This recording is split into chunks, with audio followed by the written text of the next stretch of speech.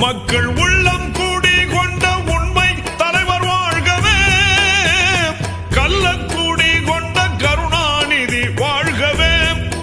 மக்கள் உள்ளம் குடி கொண்ட உண்மை தலைவர் வாழ்கவே, கள்ளக்கூடி கொண்ட கருணாநிதி வாழ்கவே.